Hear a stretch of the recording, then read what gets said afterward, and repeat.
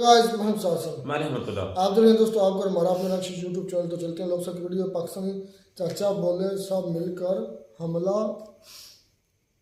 कर दो। चले जी खैर वीडियो देखते किस पर हमला करना है क्यों करना है वीडियो देखते उसके बाद। नमस्कार दोस्तों, डीडी रेड के एक और एक्शन वीडियो में आप सभी का स्वागत है। मैं हूं आलोक। तो आज जो वीडियो लेकर आए हूं वीडियो है रियल एंटरटेनमेंट टीवी का और इसका टाइटल है Iran want India's help, Pakistani media and public reaction on India. अच्छा जी, ईरान ने इंडिया से हेल्प मांगी है। हो सकता है बातचीत में मध्यस्थता के लिए मांगी हो इजराइल और ईरान में कि भाई टेंशन थोड़ी कम कराई जाए, क्योंकि इजराइल भी हमारा दोस्त है और ईरान भी हमारा दोस्त है। चलिए देखते हैं भाई इस पर पाकिस्तानी पब्लिक क्या कहती है। बताएं, अभी पूरी दुनिया में जो एक इशू चल रहा है ईरान का, खास तौर पर इसराइल का। ईरान ने अटैक किया और अब खबर ये आ रही है कि इसराइल ने, वेस्टर्न मीडिया ये कह रहा है कि स्ट्राइक बैक किया, यानी बदला लिया है। वो अलग बात है, ईरान कह रहा है कि ऐसा कुछ नहीं हुआ। कोई 2-3 ड्रोन थे जिन्हें हमने उसको हमारे सिस्टम ने उसे डिस्ट्रॉय कर दिया। क्या कहना चाहेंगे? सबसे पहले तो ये बताएं, ईरान और इसराइल का जो इशू है आपकी नज़र में क्या है? फिर ईरान ने एक बड़ी स्टेटमेंट दिया, उसके ऊपर बात करेंगे। जो मीडिया से पता लगता है हमें कि जो ईरान ने हमला किया है, ठीक है, जो मीडिया बता रहा है ठीक किया या गलत किया? देखें मेरी बात सुने, जो किसी को पर अटैक आता है उसका रद्देमल तो आई गई, ठीक है, तो ये रद्देमल तो आई गई ना। ये तो नहीं है कि मुझे कोई मारे और मैं खामोश होकर मार खा लूँ, ठीक हो गया, सही है कि नहीं। मैं अपना मैं एहतजाज तो करूँगा या कोई ऐसा जवाब तो दूंगा कि जिससे उन्हें पता चले कि मैं भी खड़ा हूँ। ठीक है, आपका कहने का मतलब यह है कि इसराइल ने ईरान के ऊपर अटैक किया तो उन्होंने जवाबी कार्रवाई की, ईरान पे अटैक किया, जो मीडिया बता रहा है, ठीक है, जो मीडिया बता रहा है। अब खबर ये है कि ईरान हेल्प मांग रहा है इंडिया से कि भाई ये जो इशू चल रहा है ना, हमारा आपस में लड़ाई, ये जो डिस्प्यूट चल रहा है, टेंशन चल रही है इसराइल और ईरान के दरमियान, वो इंडिया इसे कम करवा दे, खत्म करवा दे किसी तरीके। क्या कहना चाहेंगे ईरान जी? ये तो जो मामला है ना, हर बंदा चाहेगा कि अमन होना चाहिए, अमन हो, बिल्कुल होना चाहिए कि नहीं। चाहे कोई भी कंट्री है ना, वो कभी भी नहीं चाहेगी कि कोई लड़े या कोई ऐसा करे। जबरदस्त, सही है। और एज ए बीइंग मुस्लिम मुझे ये बताएं कि कौन सा पाकिस्तानी है जिसने इसमें चाहे दिल में एहतजाज किया या वैसे बयान दिया। हमारा मीडिया भी एहतजाज कर रहा है या वैसे भी जो भी है ऐसे मुस्लिम, ठीक है, कोई भी मुल्क, आप कहते हैं ना कोई मुल्क उनके साथ नहीं खड़ा, मैं कहता हूँ कोई मुल्क की अवाम नहीं है। कोई इंटरनेशनल पॉलिसियाँ होती हैं कि डायरेक्ट नहीं किसी को बुरा कहा जा सकता, ठीक है, डायरेक्ट नहीं कहा जा सकता। लेकिन सवाल ये है कि ईरान ने ये जो अगर इंडिया से हेल्प मांगी है कि ये कॉन्फ्लिक्ट को, ये टेंशन को ख़त्म करवाएं आप, तो क्या समझते हैं ईरान दूसरे इस्लामिक कंट्री, खासतौर पे पाकिस्तान से क्यों नहीं कह सकता था कि भाई आप यह मसला हल करवाएं? इनके साथ उनके ताल्लुकात इस नीयत के हैं कि वो समझते हैं कि इसराइल इनकी बात मानी जाए, नहीं, इसराइल इंडिया की मान लेगा, इसलिए उसने कहा इंडिया को कुछ करे, ठीक हो, सही है कि नहीं। किसी को और को क्यों नहीं कहा? उन्हें पता है इन्होंने हमारी माननी नहीं है। इंडिया हो सकता है, देखे ना, इंडिया हो सकता है उसकी बात मान रहा हो, इसराइल भी उसकी सुन ले कि कोई मिडल मैन रोल अदा कर रहा है, ये बात है। इसका मतलब है इंडिया इस टाइम इस पोजीशन में है कि इसराइल ईरान, देखिए उनके ताल्लुकात तो है ना इसराइल के उनके साथ, सही है कि नहीं। ये तो आप इनकार नहीं ना कर सकते, ठीक है ना। तो वो तो उसी को कहेगा ना। हम देखे दो दोस्तों की लड़ाई होती है तो तीजा जो दोनों का कॉमन दोस्त होता है उसी को कहा जाता है। ये बात है। और यही चीज हमें रशिया यूक्रेन के कॉन्फ्लिक्ट में देखने को मिली है कि यूक्रेन के प्रेसिडेंट ने भी ये बोला, इवन रशिया की तरफ से भी ऐसी स्टेटमेंट आई कि इंडिया ये चाहता है कि भाई जो आपस में ये मामलात हैं ये बेहतरी की तरफ आए। यही स्टेटमेंट अब हमें ईरान और इसराइल के मामले में देखने को मिल रही है। इसका मतलब है इस टाइम दुनिया में इंडिया एक ऐसी पावर बन चुका है कि वो दुनिया की पावर नहीं है। देखिए मेरी बात सुना, इंडिया बहुत बड़ी पावर है इस वक्त। आप कह रहे हैं पावर नहीं है? नहीं, मेरी बात सुने। देखें मैंने आपको मिसाल दी है कि दो दोस्त लड़ते हैं ना, सही है, तीजा दोस्त करता है। हाँ। इंडिया के ईरान के इंडिया के साथ भी अच्छे ताल्लुकात है, इंडिया के इसराइल के साथ मैं यही कहना चाह रहा हूँ ना, आपकी इस बात से मैं 100%। देखें आप कहेंगे जी एज ए कोई भी मुस्लिम कंट्री क्यों। सर जी, कमजोर दोस्त आके मध्यस्थता नहीं करता है, आप इस बात को समझें। कमजोर दोस्त आके नहीं करता है, बात मजबूत दोस्त की ही कराई जाती है ताकि मजबूत दोस्त की बात दोनों माने, दोनों के सामने उसकी वेटेज हो। कमजोर कोई दोस्त होगा जिसकी वेटेज नहीं होगी तो वो नहीं सुनेंगे। ये है एग्री क्यों नहीं कर रहा, उसकी इसराइल बात ना माने तो वो तो फजूल है ना, उससे जाकर बीन सुनानी के जी मुझे ये कह रहा है या मुझे अटैक ठीक कर है। रहा है ये। नहीं, आपकी इस बात से मैं 100% एग्री करता हूँ कि भाई कोई थर्ड मैन होता है जब दो लोगों की लड़ाई होती है, कोई तीसरा इंसान या थर्ड पर्सन होता है जो लड़ाई को खत्म करवाता है, लेकिन वो थर्ड पर्सन वही होता है ना जिसकी बात दोनों माने। और वही इसराइल और ईरान के केस में नजर आ रहा है, रशिया और यूक्रेन के केस में नजर आ रहा है। आपने बोला कि पावरफुल हो चुका है, कैसे पावरफुल हो गया कि दुनिया के हर, चाहे इस्लामिक कंट्री है, ईरान इस्लामिक कंट्री है ना, तो वो भी इंडिया के पास जा रहा है, इसराइल नॉन इस्लामिक कंट्री है वो भी उधर जा रहा है। बात यह है कि जो इंडिया है ना इस वक्त, वो उसकी इकोनॉमी जो है ना बहुत स्ट्रांग है, और इसमें शक नहीं है, उसकी पॉपुलेशन भी स्ट्रांग है। वहाँ पे असल में जमहूरियत है, डेमोक्रेसी है, वो लोग उसके ऊपर यकीन करते हैं, और उनकी गवर्नमेंट जो है ना स्ट्रांग है, जो बात करती है ना वो कंफर्म होती है। तो हमारे जो लोग इधर जो हमारे हैं ये सब लोटाक्रेसी है, जितने लीडर हैं। देखें ये ना कहें कि लोटाक्रेसी, हमारे भी ऐसे मुस्लिम लीडरों ने और हमारे जो भी यहाँ के हुक्मरान हैं, OIC है जो मतलब 57 कंट्रीज में है, उन्होंने बकायदा एहतजाज किया। सही है कि नहीं, उन्होंने कहा है कि आप आपस में ये झगड़े बंद करें। कोई भी नहीं चाहेगा, वो चाहेगा कि मुल्क में किसी भी मुल्क में अमन हो। ठीक है, सही है। एज ए बीन मुस्लिम आप कहें कि आपने एहतजाज नहीं दिल में किया होगा कि ये गलत हुआ है। मैं तो ओपनली दिल में क्या, मैं तो ओपनली कहता हूँ कि भाई ये जो मसले हैं, चाहे इसराइल और ईरान का हो, चाहे रशिया यूक्रेन का हो, चाहे फलस्तीन में जो इशू चल रहे हैं, ये मसले खत्म होने चाहिए। पूरी दुनिया में पीस और पूरी दुनिया में अमन आना चाहिए। लेकिन ये सिर्फ कहने से नहीं, स्टेटमेंट देने से नहीं, प्रैक्टिकली भी होता है। सर आप कुछ कहना चाहेंगे? ये सर कह रहे हैं कि भाई इंडिया के पास इसलिए ईरान गया है। मैं तो बस यही कहना चाहता हूँ कि यहाँ प्रॉब्लम क्या है कि अवाम और हुकूमत की राय एक नहीं।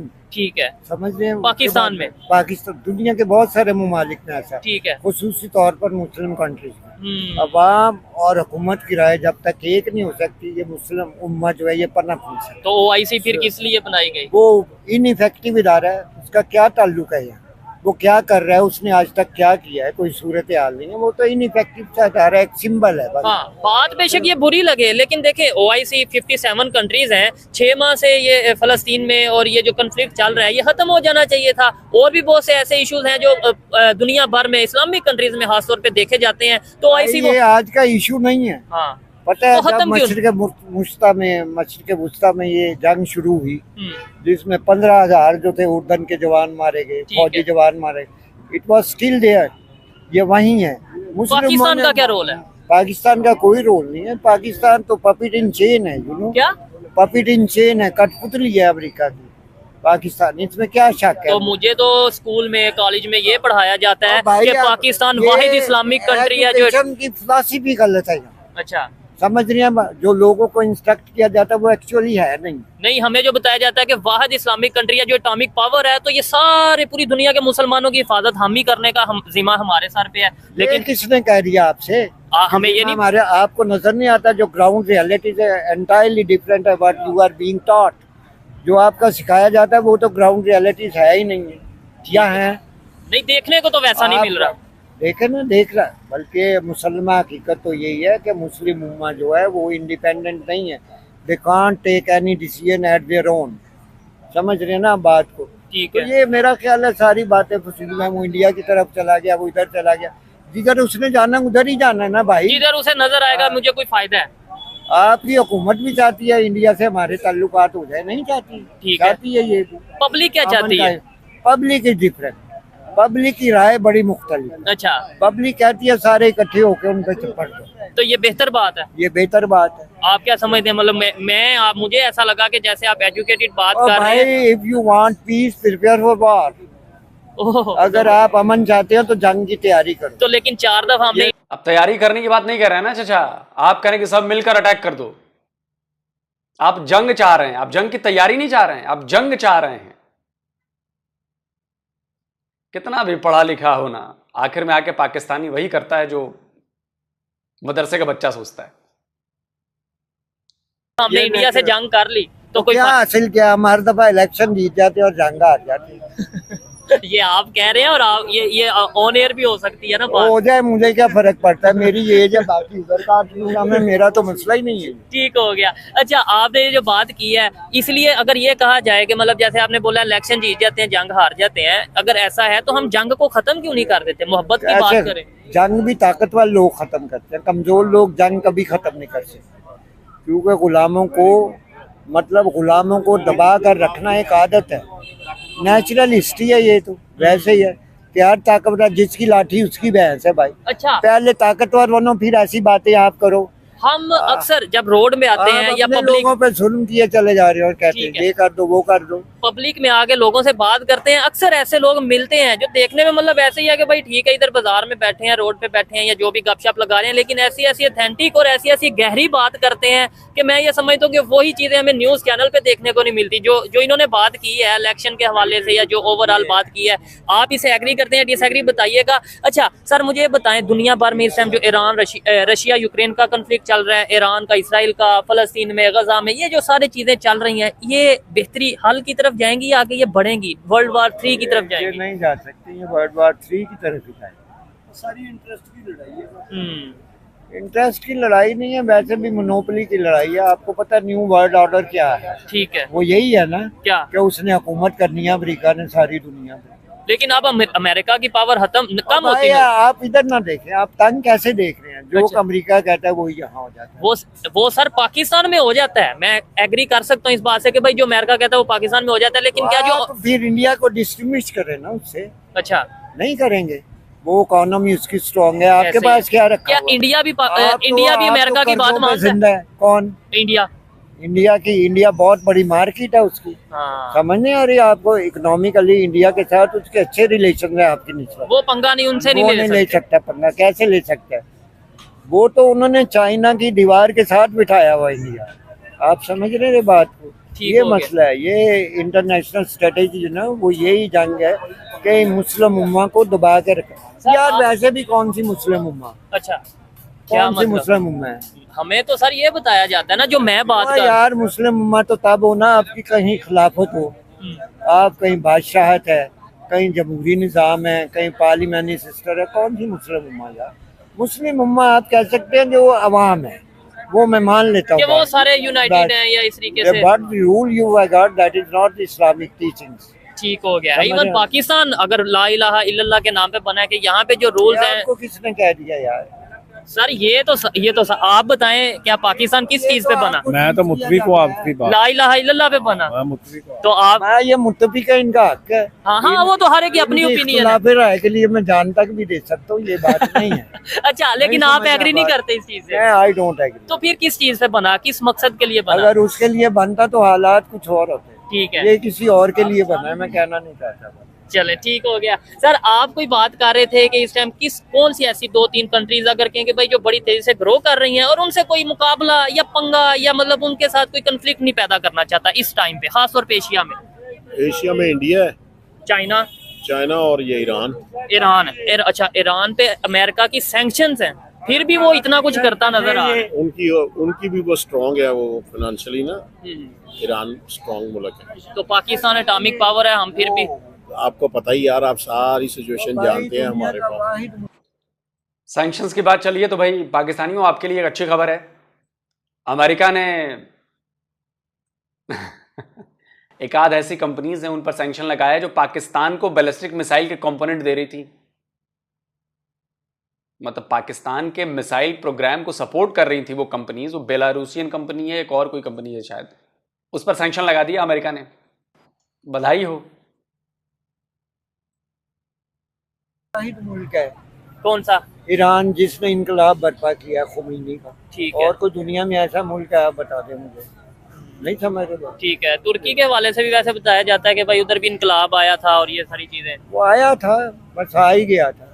ठीक है, चले जी आए मजीद किसी से बात करते हैं। सर की चाय भी आ गई है तो हम जो उनसे नहीं, बहुत शुक्रिया। अस्सलाम वालेकुम। वालेकुम सलाम। आपका नाम? मोहम्मद नादिर खान। और आपका नाम? फखर हुसैन। क्या करते हैं भाई? वैसे मैं आईटी का स्टूडेंट, मतलब बैचलर्स किया था मैंने कंप्यूटर साइंसेस में, बट अपना बिजनेस रन कर रहा हूँ आजकल। जबरदस्त हो गया। अच्छा सर, जिस टॉपिक पे हम वीडियो रिकॉर्ड कर रहे हैं, ईरान का और इसराइल का कन्फ्लिक्ट चल रहा है, पूरी दुनिया उसके ऊपर बात कर रही है। पहले ईरान की तरफ से खबर आ रही थी कि मतलब अटैक किया इसराइल के ऊपर, और अब उन्होंने स्ट्राइक बैक किया है। कहना ये है वेस्टर्न मीडिया का, इसराइल का ये कहना है कि हमने बदला ले लिया है तेहरान मिलिट्री एयरबेस के ऊपर अटैक करके। लेकिन वो इस चीज़ को रिफ्यूज़ कर रहे हैं ईरान वाले कि नहीं भाई ऐसा कुछ हुआ नहीं है। अच्छा। क्या कहना चाहेंगे? सबसे पहले तो ये बताएं कि ये जो कन्फ्लिक्ट चल रहा है क्या ये बेहतर हो रहा है? ईरान ने जो किया वो बेहतर है? बेसिकली पहली बात तो ये है कि लोगों को पता होना चाहिए कि कॉन्फ्लिक्ट है किस वजह से। ठीक है। उस कॉन्फ्लिक्ट का जो बैकग्राउंड है वो ये है कि आज तकरीबन मेरे ख्याल से कोई 5 महीने हो चुके हैं, ज्यादा इससे थोड़े 6 मंथ हो चुके हैं कि फ़लस्तीन पे जो इसराइल है वो अटैक कर रहा है। उनके एक टेरिटरी है, ठीक है, हमास ने अटैक किया और फिर वो उसके उसको बाद तो एक बहाना बनाया गया ना, प्ली लेके वहां से उस पे उन्होंने ठीक हो स्टार्ट गया। कर दिया। जो इशू चल रहा बहाना बनाया गया, मतलब हमास ने 1200 इजरायलियों को मार दिया। उनमें कुछ ऐसे बच्चे थे जो बेचारे 3 महीने 4 महीने के, उनको माइक्रोवेव ओवन में डालकर भून दिया। वो बहाना है। 1200 इजरायलियों को बच्चे महिलाएं समेत मार देना, रेप कर देना, ये सब बहाना है। वाह वाह रे मेरे पाकिस्तानी, वाह, बहाना है ये। आपके घर के किसी बच्चे को कोई मार जाए, आप उसके बदले में जाके उसको अटैक करो, तो मैं कहूंगा कि जी ये तो बहाना था ना कि आपने अटैक किया उस पर, वो तो बहाना है। गजब इनसेंसिटिव लोग हैं आप लोग भाई। चल रहा है वो 6 माह हो गए। वो चल रहे हैं। उसके अब माशाल्लाह से तकरीबन मुसलमानों की आबादी इस टाइम तकरीबन पूरी दुनिया में तकरीबन 3 अरब के लगभग है। ठीक है, 57 इस्लामिक कंट्रीज हैं। 57 इस्लामिक कंट्रीज हैं। इनमें से किसी ने भी इवन के सब आगे कह देते हैं कि यार बहुत बुरा हो रहा है, मुज़ाहमत करते हैं ये वो। और ईरान में चूंकि वो कहा जाता है कि जी बहुत एंटी इसराइल है, ठीक है, और बड़े अरसे से उन पर प्रेशर था कि कुछ कर नहीं रहे। उनको अब ख्याल आया बैठे बैठे ठीक है, कि यार फेस सेविंग करें, और आज सुना है कि 300 के लगभग उन्होंने मिसाइल और कोई ड्रोन से अटैक किया। ठीक है। और 2-3 दिन पहले उन्होंने ये किया था और उसका ही बदला, जो उसका बदला आप देखें ना, उसका बदला लिया गया है। और आप कितने लोग वहाँ पे, कितनी कैजुअलिटीज हुई है वहाँ पे? नहीं, कोई भी नहीं। एक की शायद खबर थी, वो भी नहीं हुई होगी, हमें क्या पता। ठीक है, इसराइल में भी कोई कैजुअलिटी मेरे ख्याल से कोई डेथ वगैरह नहीं काउंट की गई वहाँ ठीक पे। हो गया। और मेरा ख्याल तो यही है कि जहाँ तक मेरी ओपिनियन है कि मतलब इस सारे ईरान भी फेस सेविंग कर रहा है, ठीक है, इसराइल उसको बैकअप करने के लिए अपनी फेस सेविंग कर रहा है। ठीक है। दोनों क्या कहते हैं कि सामने एक दुनिया को दिखा रहे हैं। बेसिकली 3rd जनरेशन वॉर है, वो मीडिया वॉर है। दुनिया को दिखा रहे हैं कि यार हम जनरेशन वॉर की अब शायद बात करें। अच्छा, मेन अब सवाल ये है कि यही तो दिक्कत है आम पाकिस्तानियों की। आम पाकिस्तानियों को लग रहा है कि हमास, फिलिस्तीन, इजराइल जो विवाद चल रहा है, इसकी वजह से ईरान ने हमला किया इजराइल पर। अबे बेअकल पाकिस्तानियों, कम अकल पाकिस्तानियों, तुम्हें आइडिया भी नहीं है। ईरान ने इस वजह से नहीं किया है। ईरान ने इसलिए किया क्योंकि सीरिया में उसकी एम्बेसी पर इजराइल ने अटैक किया। और सीरिया की एम्बेसी पर इजराइल ने इसलिए अटैक किया क्योंकि वो एम्बेसी की बिल्डिंग का इस्तेमाल जो था वो इजराइल के खिलाफ हमलों के लिए, आतंकवादी कार्रवाइयों के लिए हाउतीज और हिजबुल्लाह को की प्लानिंग वहां पे हो रही थी, इसलिए उसने अटैक किया। ये ठीक वैसा ही है कि गाजा में अस्पताल का इस्तेमाल हमास के आतंकियों ने किया, वहां से रॉकेट के लिए, वहां से उसको एमुनिशन भंडार बना दिया। तो फिर वो उसकी चीज खत्म हो जाती है, वो हॉस्पिटल नहीं रह जाता है, वो आतंकियों का अड्डा हो जाता है। वैसे ही वो एम्बेसी नहीं रह गई, वहां पे आतंकवादी साजिशें रची जा रही है, इसलिए उस पर अटैक किया। उसके बदले में फिर ईरान ने अटैक किया, फिर ईरान के बदले में फिर इजराइल ने भी अटैक कर दिया। इसका गाजा, फिलिस्तीन, मुसलमान, इससे कोई ताल्लुक नहीं है। लेकिन अब ये कम अकल पाकिस्तानियों की बात समझ में आएगी थोड़ी ना। अच्छा चलो एक काम करता हूं, आपको मैं एक पाकिस्तानी की बात सुनवाता हूं, ताकि मेरी बात पर अगर भरोसा ना हो तो कम से कम उसकी बात पर तो भरोसा हो। सुनिए। आपके जहन में आ रहा होगा अचानक से ये अटैक क्यों किया। बहुत से पाकिस्तानियों को ये बताया गया है या फिर वो खुद ही ये डिलूजन पाल कर बैठ गए हैं कि फ़लस्तीन में जो इसराइल की तरफ से अट्रॉसिटीज़ की जा रही हैं, दरअसल उसका बदला लेने के लिए ईरान को अब होश आ गई है। तो ऐसा बिल्कुल नहीं है। This is just a delusion as always. अब आकर हमने देखा कि डायरेक्टली एम्बेसी पे अटैक कर दिया, जो कि फ़ॉरेन सॉइल के लिहाज से कंसीडर की जाती है और वो टेरिटरी एक लिहाज से इनवॉयलेबल होती है। और उसकी वजह यह है कि ईरान ने सिर्फ अपनी टेरिटरी पे अटैक का बदला लिया है। साथ साथ एक हैरानकुन चीज़ जो बहुत से पाकिस्तानियों को भी काफ़ी हैरत का शिकार कर रही है, वो ये है कि जॉर्डन की तरफ से अपनी टेरिटरी से जो मिज़ाइल फायर किए गए थे ईरान की तरफ से, उनको स्ट्राइक डाउन किया गया है। अब बहुत से लोगों ने पूछा कि वो तो मुस्लिम कंट्री है, वहाँ ऐसा क्यों हुआ है। लेकिन जो ये सवाल करते हैं उनकी अंडरस्टैंडिंग इतनी कम होती है क्योंकि वो समझते नहीं हैं कि इंटरनेशनल ऑर्डर जो है वो आइडियोलॉजिकली नहीं चलता, उसकी यार्डस्टिक ताकत होती है और पावर होती है।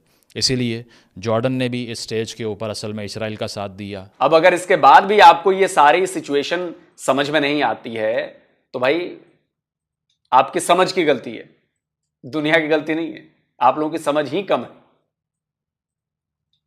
ईरान ने हेल्प मांग ली है इंडिया से, अच्छा, जो कि मेरे लिए मतलब ये है कि हैरान करने वाली खबर नहीं है, क्योंकि पहले यूक्रेन और रशिया का कन्फ्लिक्ट चल रहा था, उन्होंने भी इंडिया की तरफ नजर रखी। अब ईरान ने हेल्प मांग लिया। वो ईरान का ये कहना है, उनके जो एम्बेसडर हैं इंडिया में, उन्होंने ये बोला कि भाई ये जो सी टेंशन है इसे कम करवाया जाए, खत्म करवाया जाए। क्या समझते हैं, इंडिया से क्यों हेल्प मांग रहे हैं? वो इसलिए मांग रहे हैं, दिखाना चाहते हैं कि भाई जो हमारा खित्ता है यहाँ पे पावर, इमर्जिंग पावर, वो इंडिया को शो करना चाहते हैं। ठीक है, तो क्या मतलब ईरान को क्या जरूरत है कि इंडिया? ईरान अगर देखा जाए तो वो तो रशिया के साथ भी बड़ा प्रो था। बिल्कुल ऐसे ही है। रशिया ज्यादा सुपर पावर है अगर एज कम्पेयर टू इंडिया, तो वो बेसिकली ये शो करना चाह रहे हैं कि इंडिया जो है वो मतलब ये नेहा यानी के इलाके का डॉन है। ठीक है, पहले रशिया को कंसीडर किया जाता नहीं, है। लेकिन अगर देखा जाए तो इंडिया का बहुत तेजी से उभरता नजर नहीं आ रहा है। और नेशन- आपने बोला रशिया उनसे स्ट्रांग है, लेकिन हाँ। रशिया तो खुद कॉन्फ्लिक्ट में फंसा हुआ है। रशिया कैसे किसी की हेल्प करेगा? चाइना से कह सकता था। ईरान के और चाइना के काफी अच्छे ताल्लुकात है, मेरे ख्याल से इंडिया से कई गुना ज्यादा अच्छे ठीक है, ताल्लुकात है। लेकिन जैसे चाइना के, आपने बोला चाइना से कह सकता था, चाइना और यूएस के ताल्लुकात बेहतर नहीं है। आपको लगता है कि यूएस या इसराइल चाइना की बात मानते? इंडिया मेरे ख्याल से एक ऐसा कंट्री जो मुझे नजर आ रहा है जिसके यूएस के साथ भी ताल्लुकात बेहतर है, और इसराइल के साथ भी इसराइल बेहतर है। चाइना के साथ बेशक उनका कन्फ्लिक्ट चल रहा है, लेकिन उनकी ट्रेड चल रही है, ईरान के साथ भी उनके बेहतर है। ऐसे ही है। तो क्या समझते हैं, पाकिस्तान या दूसरे जो इस्लामिक कंट्रीज हैं वो सब मिलके इस मसले को हल नहीं कर सकते जो इंडिया की तरफ नजर गई? ये आपकी जो बात है, मेरा जो मुझे जो फील हो रहा है, मेरी जी, जी। अपनी ओपिनियन है, इंसान हाँ, इंसान की वो- अपनी ओपिनियन होती है। मेरे ख्याल में तो यही है कि ईरान ये शो करना चाह रहा है कि इस पूरे जो हमारा Region कॉन्टिनेंट है, रीजन है, हाँ। इसमें इंडिया ही सबसे ज्यादा स्ट्रांग है जो इस मसले को हल टैकल कर सकता है। ठीक है सर, आप इसके हवाले से ओवरऑल मतलब ये जो इस टाइम कन्फ्लिक्ट चल रहा है पूरी दुनिया में, और ये भी बात कई लोग ये कहते नजर आ रहे हैं अगर ये कन्फ्लिक्ट बढ़ा तो वर्ल्ड वॉर 3 की तरफ भी ये चीजें जा सकती हैं। क्या कहना चाहेंगे, ये हल कैसे हो सकता है? हल हो भी सकता है या ऐसे ही चलेगा, बढ़ेगा? देखिए, बात होती है कि गवर्नमेंट्स के अंडर ये चीज़ें होती हैं, ठीक ठीक है, है। ऐसे ही है। आपने अपने हर मुल्क ने अपने मुल्क को रिप्रेजेंट करना ठीक होता है, है, ठीक ऐसे ही है। है। अब बात होती है कि अब यहाँ पे ब्लॉक ऐसे बने हुए हैं कि जिसमें दुनिया हर कोई चाहता है कि पावर हमारे पास मैक्सिमम आए। ठीक हो गया। तो उस पॉइंट ऑफ व्यू से देखें, जिस तरह का मॉडर्न दौर जा रहा है, उस पॉइंट ऑफ व्यू से कॉन्फ्लिक्ट तो वैसे सोल्यूशन है नहीं ओवरऑल, क्योंकि अब जिस तरह से टेक्नोलॉजी रेवोल्यूशनरी आई है ठीक है। 2000 के बाद से समझ लें, तो अब हर चीज डिपेंड होगी है टेक्नोलॉजी के मतलब ऊपर। अगर जंग छिड़ी अल्लाह ना करे तो तबाही की तरफ सारा मामला ऑब्वियसली जाए। देखिए ना, ये तो एक लॉजिकली फैक्ट है कि अगर आप कॉन्फ्लिक्ट की तरफ कोई भी चीज जाएगी तो उसके इन दी एंड तो आपको पता है वो उसके हालात खराब ही होते हैं मुल्क की। ठीक है सर, लास्ट में मुझे ये बता दें, क्या समझते हैं एक तरफ पूरी दुनिया में हम ये चीज़ें देखने को हमें नज़र आ रही हैं, दूसरी साइड पे पाकिस्तान की अगर देखें, हम ये कहते हैं कि हम फ़लस्तीन के साथ खड़े हैं, चाहे गवर्नमेंट हो, चाहे हमारे मीडिया हो थोड़ा बहुत बोलता है या पब्लिक हो, लेकिन हम आपस में क्या एक दूसरे के साथ खड़े हैं? मतलब अगर हम As a nation? हाँ, एज ए नेशन, मतलब बलूचिस्तान, सिंध, पंजाब आपस में खड़े नजर आ रहे हैं। बात ये है कि हमारे मुल्क को आई थिंक बने हुए 76 ईयर्स हो चुके हैं, हमें तो नेशन बनने नहीं दिया गया यार। क्या वजह है उसकी? हम कहते हैं पूरी मुस्लिम उम्मा पूरी मतलब पूरी हम तो मुस्लिम उम्मा को तो अब छोड़ ही देना, वो तो एक तो बात ही कुछ और निकल जाती बराए है। नाम। वो तो बराए नाम ही है ना। मैंने अभी आपको बताया कि तकरीबन 3 अरब के लगभग हम मुसलमान हैं इस ठीक दुनिया है। में, तो क्या कर रहे हैं? तो फिर अच्छा, अगर और मेरे ख्याल से पूरे इसराइल की आबादी आई थिंक 90 लाख है या हाँ इतनी है, 1 करोड़ के लगभग है, ठीक हो 10 गया। मिलियन के लगभग है, और हम 3 अरब, कोई कंपैरिजन ही नहीं है। ठीक है, लेकिन उनके पास जो टेक्नोलॉजी है, यार उनके पास टेक्नोलॉजी को तो आप छोड़ ही देना। ठीक है। 313 मुसलमान थे अच्छा। बदर की जंग में, 313 मुसलमान थे, ठीक है। आगे 1000 कुफार थे। ठीक हो गया, है? लेकिन जो आपने बोला 313 जो हमें बताए जाते हैं, उस 313 की जज्बा था ना यार वो। तो आज जज्बा नहीं है। अब नहीं, हम तो करीब भी नहीं भटकते, हम तो यार ठीक है। बड़े, हम तो करीब भी नहीं, इंशाल्लाह। ठीक है, आप क्या समझते हैं ये जो आपस में नेशन के अंदर, पाकिस्तान के अंदर मैंने आपको बताया कि हमें तो 76 सालों से कौम बनने ही नहीं दिया गया। ठीक है, अगर हमें कौम बनने दिया जाता तो शायद आज हमारे ये हालात ना होते। आप किसी दूसरे कास्ट सिस्टम, बरादरीज़म, ठीक है, शिया सुन्नी, बलोची, पठान, बलोच, पठान। मैं अभी रिसेंटली क्वेटा से आया हूँ यार। ठीक है। यार इतना खूबसूरत, मैं जिंदगी में पहले ईद के अच्छा, दूसरे काफी दिन- डेवलपमेंट है। यार डेवलपमेंट इतना नेचुरली वो अच्छा, खूबसूरत नेचुरली। इलाका है ना यार, नजर आता है कि यार वो सोर्सेस से भरा हुआ है, ठीक है, हर चीज है उसमें। पहाड़ मिलेंगे, ठीक है। सब मैं ज़ियारत देख के आया हूँ, ठीक है, जहाँ काइज़र ने अपने आखिरी याम स्पेंड किए थे। अभी आया हूं मैं, 2 दिन हुए इतने मुझे आपने वापस बोला आए। नेचुरल रिसोर्सेज हैं, तो क्या उनसे फायदा उठा रहे हैं और उन यार, वहाँ के लोगों को फायदा, वो वहाँ के लोग खुश हैं? वहां के नहीं, मुझे तो नहीं फील हुआ, कहीं भी फील नहीं हुआ उनके दिल।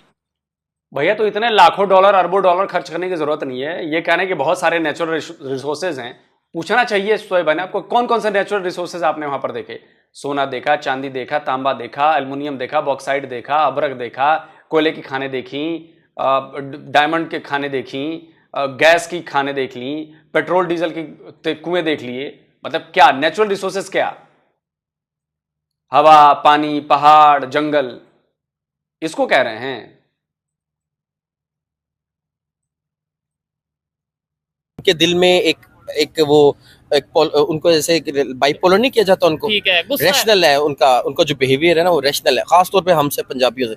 जैसे हम काबिज हुए हैं उन पे।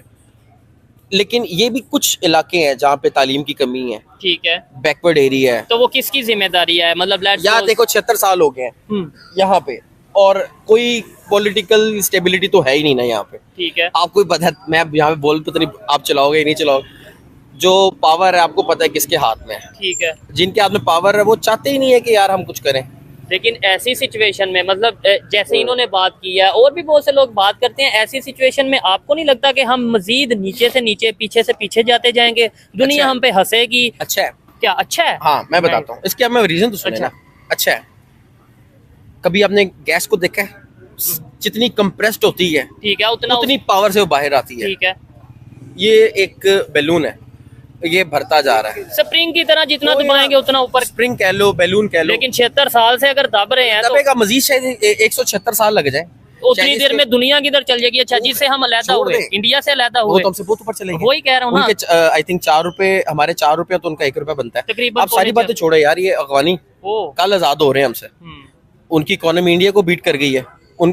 हमारा उनका 1000 है तो इंडिया का 1047 है। ठीक हो गया। अफगानिस्तान की आप बात कर रहे हैं। ये अगर आप अपने स्टैट्स निकालें, ये भी रिसेंटली मैं पढ़ा था, रोजों की बात है। अफगानिस्तान का 1000 इंडियन 1047 रुपए के बराबर। ठीक है, देखने वाले जरूर बताएं क्या ये जो बात कर रहे हैं भाई इकोनॉमी के हवाले से, खासतौर पे करेंसी के हवाले से अफगानिस्तान और इंडिया की, जरूर बताइएगा। इवन बांग्लादेश। भाई साहब, पहली बात कि करेंसी कम ज्यादा होने का मतलब ये नहीं है कि इकोनॉमी जो है वो बहुत अच्छी हो गई है। आप मेरा पॉइंट समझिए, मैं समझाता हूं आपको, आप लोगों को समझ नहीं है ना ज्यादा। अफगानिस्तान की जीडीपी कितनी है? इकोनॉमी काउंट होती है आपकी जीडीपी से। भारत के आसपास भी अफगानिस्तान की जीडीपी नहीं है, समझे? पहले टर्मिनोलॉजी समझ लीजिए, पहले सब्जेक्ट को समझिए। आप कह देते हैं कि उनकी इकोनॉमी भारत से भी अच्छी होगी। अरे भैया, उनके पास डॉलर्स हैं,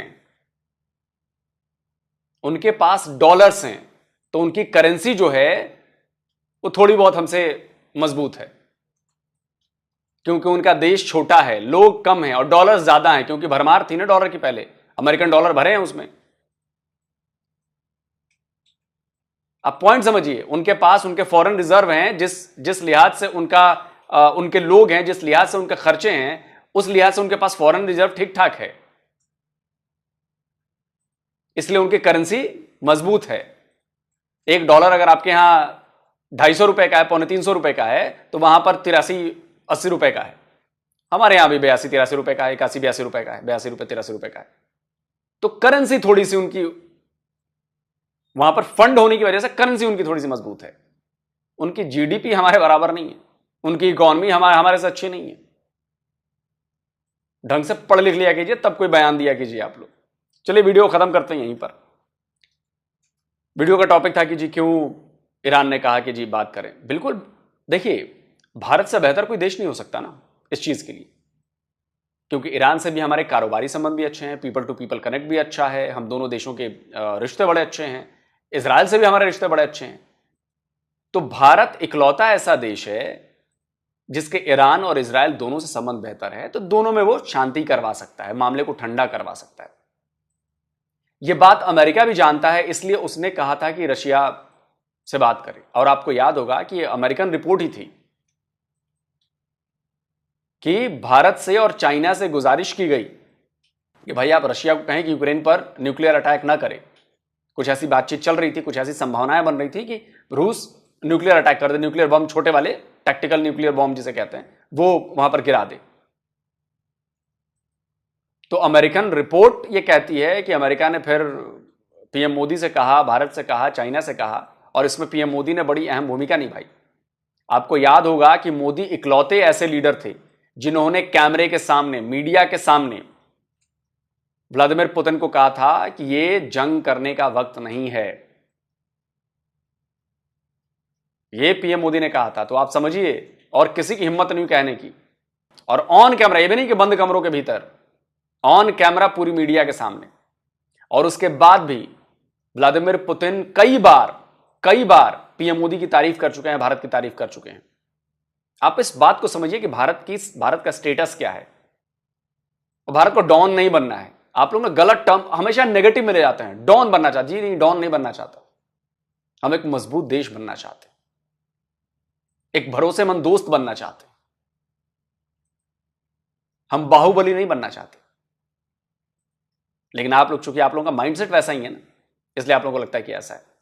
आप बताएं कमेंट करके आप क्या कहते हैं इस पूरी बातचीत पर। जल्दी मिलता हूं एक और नए वीडियो के साथ। नमस्कार, जय हिंद। तो ये दोस्तों वीडियो होगी खत्म। अच्छा, हमला कर दो इजराइल पर, सारे कहीं मुस्लिम कंट्री मिलकर, औकात है वैसे। बाकी लोग सर की बातों या बाकी वो चंद लड़का है बोला, उसको ये भी नहीं पता जीडीपी क्या होती है और फॉरेन रिजर्व क्या होता है, उनको ये भी डिफरेंस, मेन डिफरेंस का भी नहीं पता। उस पर बाद में आते। पर जो चाचे बोल रहे थे कि हमला करना चाहिए, ईरान ने सही किया। ईरान ने फ़लस्तीन के लिए नहीं किया। ईरान ने अपना कटा हुआ नाक बचाने के लिए किया है कि हमारी शाम के जो एम्बेसी, हमारे जनरल्स मारे गए, पर कासिम सुलेमानी मारा गया, फिर फखरीज़ादा मारा गया, और भी काफ़ी अहम शख्सियात पिन पॉइंट करके यूएस और इजराइल ने मिलकर मारी हैं। तो उसका बदला लेने के लिए दोबारा फिर ये अटैक किया है। फ़लस्तीन को तो की जंग को 5-6 मंथ हो चुके हैं, इससे भी ज़्यादा। तो पहले तो नहीं ये किया बिल्कुल ईरान ने। सोचो ना, मोटा सा जो है नहीं किया, प्रॉक्सी के लिए लड़ रहा है यमन के थ्रू, हिजबुल्लाह के थ्रू, हमास के थ्रू, ठीक है, लेकिन डायरेक्ट कभी भी अटैक नहीं किया। उनको अपने उनके गले में हड्डी फंस गई थी, वो निकालने के लिए नहीं किया है। देखें कि ये बात वाकई है जो उसने खुद के लिए किया, नाम के फ़लस्तीन। दूसरी बात, मुस्लिम कंट्री में इतना दम है, पहले 2 मरतबा 3 मरतबा छितर नहीं खा चुके, अभी सीखे नहीं है, लेकिन सीख गए। ये पाकिस्तानी अभी सीखे, क्योंकि पाकिस्तानी अभी छितर खाया नहीं है इसराइल से। सच ये है, मैं बताता हूँ कि पाकिस्तानियों ने छितर खाया नहीं है। बाकी सऊदियों ने भी खा लिया, कतर ने भी खा लिया, यूए ने भी खा लिया, सब कंट्री जो इर्द गिर्द है जॉर्डन, सबको पता चल गया कि भाई बहुत मारते हैं। और 5-6 दिन के अंदर ही लेट गए थे सारे। और 2-3 मरतबा ऐसा हो चुका है। एक मरतबा नहीं यार, मज़ा नहीं आया। फिर उठकर वो जैसे 2 पहलवान लड़े होते ना, तो जो अच्छा लड़ा होता वो एक गिरता, दूसरा कहता नहीं यार मेरे साथ चीटिंग हो गई। जो रोंदू होते ना, रोंदू किस्म के लोग जो होते हैं, वो कहते यार मेरे साथ चीटिंग, मेरे साथ फिर लड़ाई करो। फिर होता, फिर वो गिर जाता, फिर कहता नहीं अभी मैं तैयार ही नहीं था, फिर तैयार होकर फिर लड़ता है, फिर गिर जाता है। ये हुआ मुस्लिम कंट्री के साथ। उन्होंने 3 मरतबा गिराया इनको, 1 मरतबा 2 मरतबा। कुछ शर्म होती है, कहना क्या चाहते हो? कोई शर्म होती है, कोई या होती है जी जो क्या मुस्लिम कंट्री कह रहे हैं कि हमें मिलकर हमला कर दो या अटैक करना चाहिए। मैं इनको अंकल जी को यही कहना चाहता हूँ, औकात है, बस सिंपल है, औकात है। क्योंकि पाकिस्तान ने अभी छितर खा नहीं इसराइल के, जिसने खा लिए। मैं सबसे ज़्यादा मुखालफत करता हूँ इसराइल की। वजह ये नहीं है कि वो इसराइल है, वजह यह है कि वो जालिम है। ठीक हो गया। और जो लोग सर कहते हैं ना कि ओवन के अंदर हमास के लोगों ने डालकर मार दिए इजरायली बच्चे, अगर उन्होंने ये किया तो बहुत जुल्म किया, बहुत बड़ा जुल्म किया। बच्चों को उसमें क्या कसूर है? बच्चों को कौन सा पता है कि हमारे वालिदैन की वजह से ये जंग है या हमारे वालिदैन ये काम कर रहे हैं? वो तो मासूम है, उनका इस जंग के साथ क्या ताल्लुक है? लोग सर के पास कौन से सबूत हैं, प्रूफ दें। जिस तरह जब बात आई पीएम मोदी पर, तो फौरन से झट से स्क्रीनशॉट चिपका दिया कि उन्होंने लाइव कैमरा पर ये कहा कि it's not time for war, ये पीटन को कहा, हाँ, कि ये जंग का जो है ना, ये टाइम नहीं है। तो दिखा दे कौन से सबूत हैं। कुछ भी कहते रहे हमास के बारे में लोग सर, कभी कुछ कह देते, कभी कुछ कह देते हैं। क्या सबूत है? रमजा तुम ये भी तो कह सकते हो ना, अगर उसने ये किया तो बहुत जुल्म किया, बिल्कुल गलत किया बच्चों के साथ, चाहे वो तुम आगे सबूत मांगो। हमारे दुश्मन के बच्चे हैं ना, उनके यहूदियों के, लेकिन बच्चे बच्चे ही हैं, बच्चों के साथ मासूम है, उनका कोई कसूर नहीं, उनका कोई वार से लेन देन नहीं होता, तो उन्होंने अगर किया तो गलत किया है। लेकिन मेरा दिल नहीं मानता कि वो मुजाहिदीन इस तरह के जुल्म करेंगे, दिल नहीं एक्सेप्ट करता। अच्छा, बात आ गई इंडिया की डिप्लोमेसी और ईरान से बात शुरू करें तो ईरान का सुप्रीम लीडर आयतुल्लाह खमीनी जो है, सुनने में आ रहा है, अब सच है आते हैं कि नहीं आते, ये कि पाकिस्तान आ रहे हैं, एक आज आ जाए कल आ जाए, 2 दिन तक उनका शेड्यूल हो चुका है। और उसके बरक्स मैं सुन रहा था कि इंडिया के अंदर एलन मस्क आ रहे थे, लेकिन आई थिंक उसका भी दौरा पोस्टपोन्ड हो चुका है, मतलब डिले कर दिया गया, मतलब बाद में आएंगे आई थिंक, बल्कि ये इंडिया मीडिया से मैं सुन रहा था। ईरानी सुप्रीम लीडर आयतुल्लाह खमीनी जो हैं वो सुनने में आ रहा है कि वो पाकिस्तान आ रहे हैं, और ये भी अफवाहें हैं, इससे पहले आ चुके हैं सऊदी अरब के, अब आ रहे हैं ईरान के, फिर ये चाइना भी सुनने में आ रहा पाकिस्तान जाएगा, रशिया के साथ भी कन्वर्सेशन होगी, और एक फिजा कायम की जा रही है कि एक ब्लॉक बन रहा है। तो मेरा दिल नहीं मानता सऊदी अरब ईरान एक ब्लॉक में हो ही नहीं सकते, पहली बात तो यही बात तो है, क्योंकि ये तो वो पंजाबी में कहावत दी जाती है, इतना छोड़ो कहावत क्या अच्छी नहीं है, ईंट कुत्ता बैर है। हाँ वैसे ही है, जिस तरह कुत्ता ईंट को देकर भागता है ना, तो इस तरह ये इनका एक दूसरे के साथ बैर है। देखिए कि इजराइल किस कंट्री का नाम आ गया, मैं कह रहा हूँ कि जो सऊदी अरेबिया वो चाहता है कि मेरी जो है ना हुक्मरानी हो, मैं मेरा लीडर रहूं मुस्लिम कंट्री का, हुक्म चले, और ईरान चाहता है कि मेरी हो। लेकिन अगर मैं इन दोनों में कंपैरिजन करूँ ना कि कौन सा कंट्री मुस्लिम कंट्री के लिए बेहतर है, तो वो भई है ईरान। जो ईरानी जो कहते हैं वो करते हैं, ये हकीकत बात है। और जो वो अरबी हैं वो बगैरत हो चुके हैं, बिल्कुल ईरानी फिर भी उनसे काफ़ी दर्जे बेहतर हैं और सही हैं। अच्छा, अगर आज इजराइल और ईरान के दरमियान सुलह की बात होती, बात बिल्कुल की गई है, एक किस्म का बयान आया है ईरान की तरफ से, तो पीएम मोदी बात लीडर है। मैं अक्सर कहता हूँ, हालांकि ये तो आज बातें हो रही ना, मैं अक्सर हर वीडियो में कहता हूँ कि दुनिया के अंदर एक वाद कंट्री इंडिया है और दुनिया के अंदर एक वाद लीडर पीएम मोदी है, जो कमोबेश हर कंट्री के साथ तल्लुकात अच्छे और हर कंट्री के साथ वो बात करने के लिए तैयार रहते हैं। उन्होंने तो पाकिस्तान को कहा कि आओ लड़े, जंग करने जाओ, गुर्बत के खिलाफ जंग करें। यार पीएम मोदी की क्या बात करें, ठीक है ना, किस सितारे की बात कर रहे हो, ये बात तो वाकई है कि और इजराइल और ईरान के दरमियान अगर नेगोशिएशन हो सकती है तो वो पीएम मोदी मीडिएटर का काम कर सकते हैं, तो दरमियान का काम को सालसी का काम कर सकते हैं। इस तरह जिस तरह उन्होंने रुकवाई थी वार रशिया, हाँ मैंने भी ये न्यूज़ सुनी कि रशिया टैक्टिकल बॉम्ब्स इस्तेमाल करने जा रहा है यूक्रेन पर, और उसको कुछ चाइना ने मना किया पीटर को, और कुछ मोदी साहब ने भी काफ़ी ज़्यादा इसमें किरदार अदा किया है, ठीक है ना। उनको भी पता था कि यूएसए की यहाँ पर हिम्मत नहीं हुई इसको डायरेक्ट जो है वार्न करने की, जिस तरह पाकिस्तान को कर लिया, दूसरी कंट्रियों को कर देता है, सेक्शंस लगा देता है, उसने इंडिया के थ्रू चाइना के थ्रू ये करवाया। अच्छा, पाकिस्तानियों की आई बात, पाकिस्तानी उस नौजवान को यही नहीं पता था, वो कह रहा था कि बलूचिस्तान की बात नहीं, अफगानिस्तान की बात है, अफगानिस्तान डॉलर्स। अब देखिए जीडीपी और चीज़ है, फॉरेन रिजर्व और चीज़ है,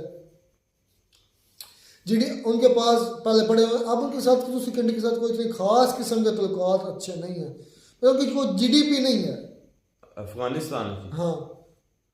हाँ उनके पास पैसा पड़ा है, हाँ रिजर्व वो है जो बिल्कुल सेफ पड़ा है, हाँ, और वो भी उनका अपना कमाया थोड़ी है, वो तो लेकर आए थे अपना यूएसए के लोग।